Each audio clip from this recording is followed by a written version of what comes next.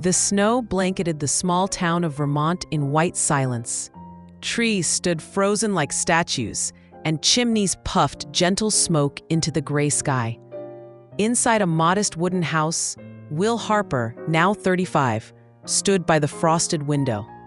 His hands were tucked into the pockets of a worn wool sweater, and his eyes scanned the horizon as if searching for something lost long ago. The house was quiet, too quiet. No music, no laughter, just the distant ticking of an old clock and the stillness of a man who hadn't gone home in years. Years earlier, the Harper kitchen had the scent of old wood and stew simmering on the stove. Will Harper, at 16, sat at the table with his shoulders slumped. His report card lay in front of him, edges slightly crumpled from his grip. Across the table, Thomas Harper, his father, now 60, studied the grades in silence. He didn't yell, he never did. That made it worse. The silence was heavier than words. Will wanted approval, or maybe just a simple, "You did your best." But all he got was a slow nod and a furrowed brow before his father stood and walked away. A wind howled on the morning Will Harper left town. 18 and restless, he wheeled his suitcase to the local bus stop, snow crunching beneath his boots. From across the road, Thomas Harper stood stiffly with arms crossed, his expression unreadable. Will hesitated before boarding, waiting, hoping for a wave, a nod, something, but his father remained still, just watching. The bus doors closed with a soft hiss. That was the last time Will saw his father for many years. Years later, in a Boston apartment dimly lit by a desk lamp, Will Harper, now a writer, picked up his phone. The voice on the other end was calm, professional, but final. "Mr. Harper, your father's condition has worsened. If you want to see him, it should be soon." Will stood motionless, the words hanging in the air. The silence in his apartment echoed louder than the call. He glanced at a manuscript on his desk, sighed, and began packing. The drive to Vermont would be long, but some journeys can't be avoided forever. The hospital room was sterile and still, the walls too white, the light too bright. Thomas Harper, now 75, lay pale and thin beneath a thin blanket. Tubes ran from his arms, and his breaths were shallow but steady. Will Harper entered quietly, carrying a backpack. He paused at the doorway, staring at a face that once seemed so strong.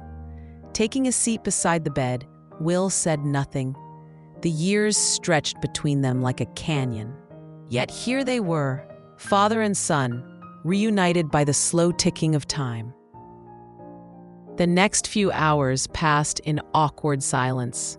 Will Harper sat reading a newspaper, stealing glances at his father, who stared out the window. Eventually, Will reached into his bag and pulled out a thick stack of paper. "I've been working on something," he said quietly.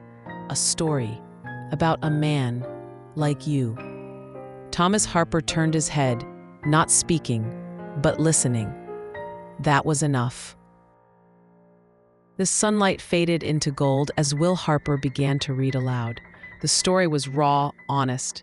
It told of a father who never said much, but who built fences in the rain, fixed cars without being asked, and showed love in silence.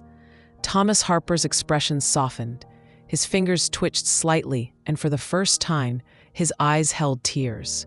Will paused. "I used to think you didn't care," he said, voice breaking. "But now, I think I just didn't know how to see it." Thomas Harper reached out slowly, his hand weak but purposeful. He took Will Harper's hand and held it gently. His voice was a whisper, nearly lost in the hum of machines.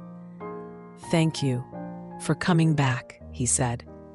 It wasn't much, but it was everything. For Will, it wasn't just forgiveness. It was a door opening, even if only a little.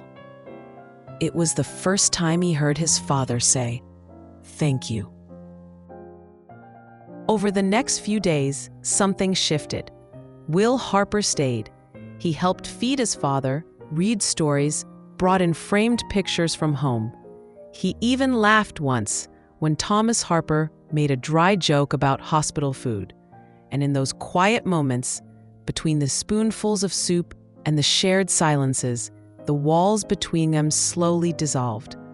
The father and son who never understood each other were beginning to connect in their final days.